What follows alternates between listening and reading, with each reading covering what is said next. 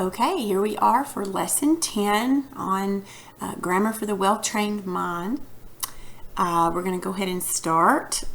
This is going over subjects and predicates, which is what we talked about yesterday.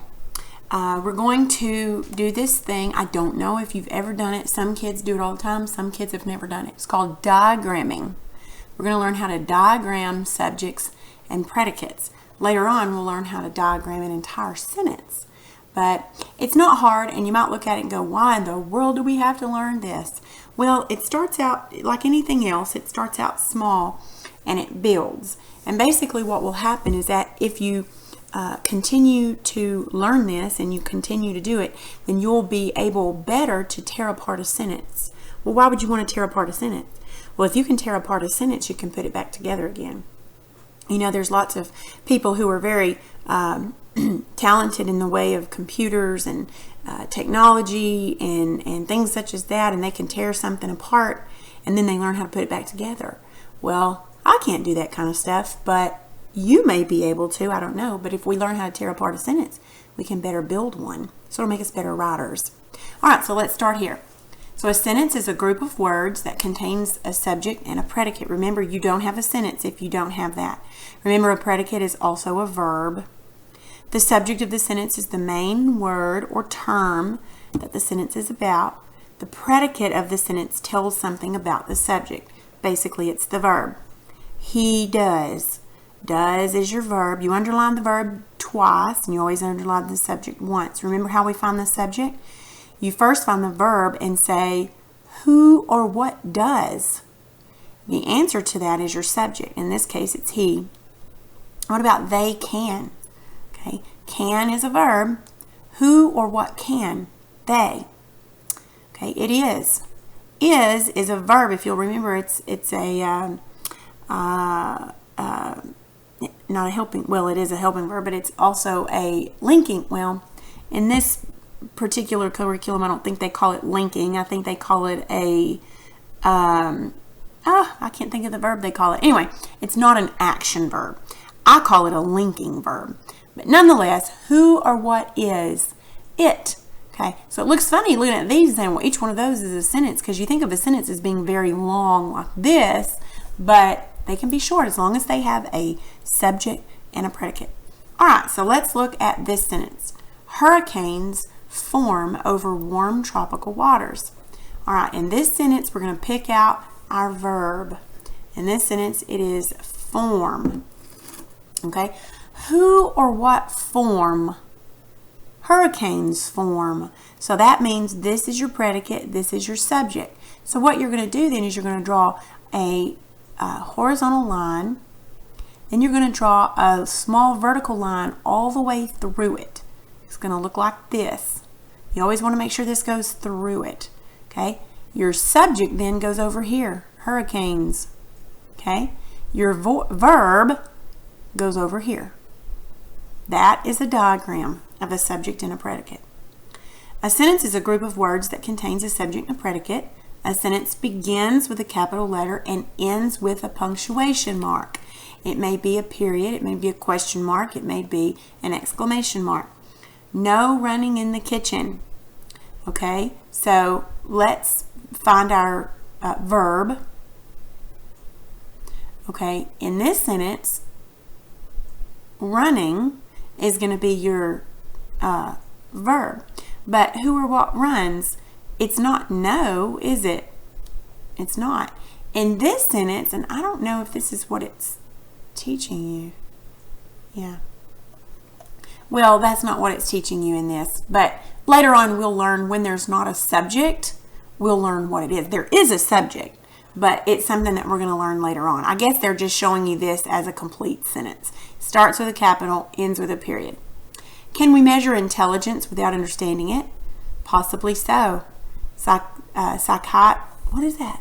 Physicists measured gravity and magnetism long before they understood them theoretically. Maybe psychologists can do the same with intelligence, or maybe not. I guess that's just showing you how sentences are put together with all the, this one has a question mark, this one here, possibly so, physicists measured gravity. You see this right here, that's a semicolon. We'll learn about all that later. All right, here we go. Because he couldn't go. Since I thought so. Okay, I don't know why those are there. A sentence is a group of words that usually contains a subject and a predicate. A sentence begins with a capital letter, ends with a punctuation mark. A sentence contains a complete thought. All right, I really don't know why they put those there. That's kind of weird, but whatever. Anyway. All right, so let's move on. I'm really not, I've never used this curriculum before, so sometimes they put stuff and I'm like, what is that there for? It doesn't give us any reason why that's there, but whatever. Okay, so let's look at exercise 10A. This ought to be really easy. Sentences and fragments. Now, if the group of words expresses a complete thought, in other words, if it has a subject and a predicate, you write S in the blank for a sentence. If it's not, you write F for fragment. Okay, so I'll do these with you. So birds can land on the ground. Okay, this says the who or the what and what they can do, right? So it has everything. Birds can land on the ground. So you'll put S there because that is a sentence. Okay, what about this one? Small birds flapping their wings. Well, it's actually a fragment. It tells what it's talking about and what they're doing, but the sentence is not complete. You can just tell that there's something missing. That's a fragment. Small birds flapping their wings. Maybe on the tree branch, or small birds flapping their wings today, or something to finish the sentence, okay? Or landing on the water. Well, obviously that's a fragment, so you'll put an F there. That doesn't tell us anything. Large birds can only hover for a short time. That's a sentence. You put an S there because it tells the who, the what, and everything else. It expresses a complete thought. Hummingbirds can beat their wings 52 times per second. That's a sentence. Tells us everything we need to know. Because their feet act like skids. Fragment. That doesn't tell us everything. Some birds are flightless. That's a sentence. That tells us everything we need to know. It's a complete thought. Okay? All right, let's move on to exercise 10B. Proofreading for capitalization and punctuation. All right, now add the correct capitalization and punctuation to the following sentences. In this exercise, you will use proofreader's marks. Indicate letters which should be capitalized by underlining each letter 3 times.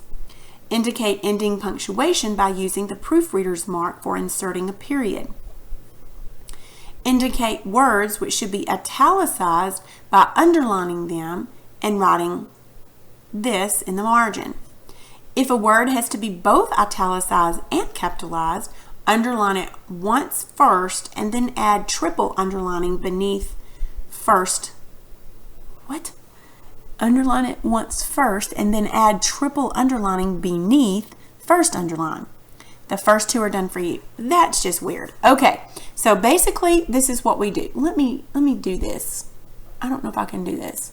Okay, so proofreader's marks go like this. When you see a word that needs to be uppercase like this right here, you can't hardly see it, or I can't, but basically you put 3 lines underneath the letter. Like if it's the letter A and it needs to be uppercased, you just put 3 lines underneath it.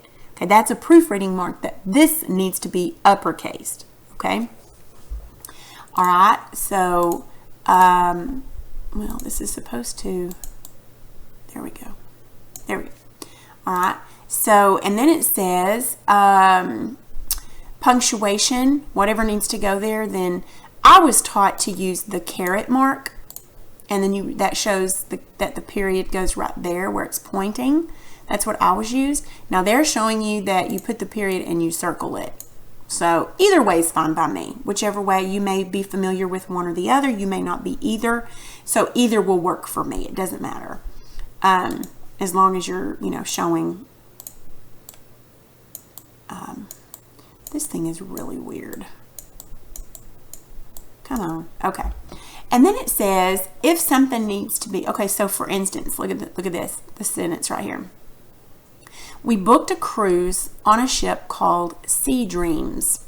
Okay, so this needs to be uppercase, so they put 3 lines under that. Okay, they've added their period there.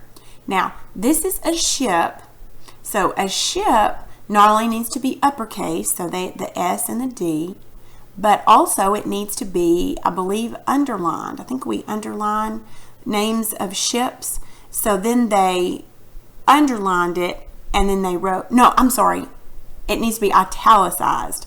So they underlined it and then they wrote this out in the margin showing that this should be italicized. Oh goodness, that's a little bit confusing, but I hope you understand that. So I'm going to go ahead and just let you pause it, and I'm going to let you work on this. It's not for a grade.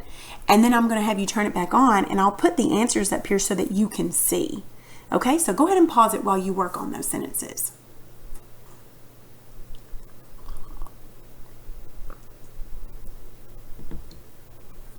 Okay, so I'm going to think that you went ahead and finished all these sentences here. So I'm going to bring up the answer key, and that would be this right, whoa, no, okay, this right here. Okay, I kind of drew through that, but that's what you're going to check. So you can go ahead and pause this as you check your answers. You might want to use a different color pen or whatever, maybe a red pen or a green pen or something to make your corrections on there. And if something's not clear, if you have a question, just send me a message.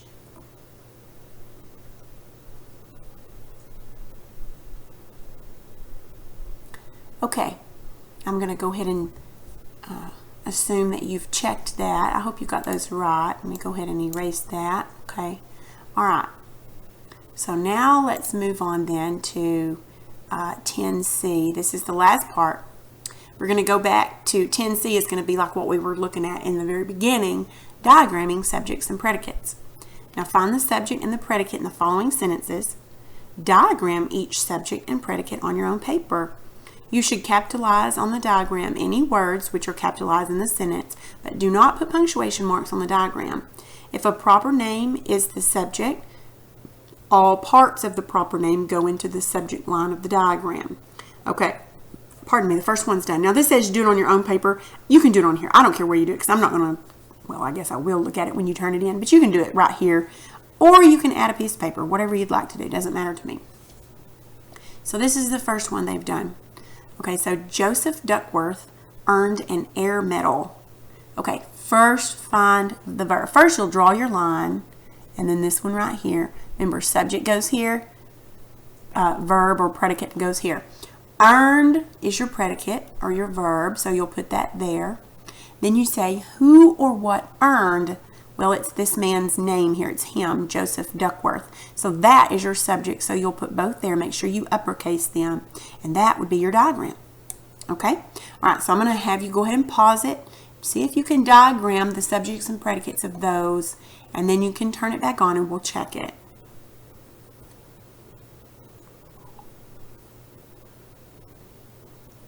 Okay, so I'm assuming you've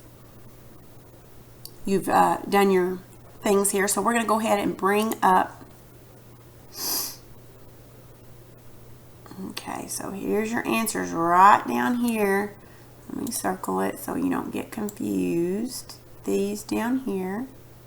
Okay, so I want you to go ahead and pause it as you check what you did to make sure you got those right.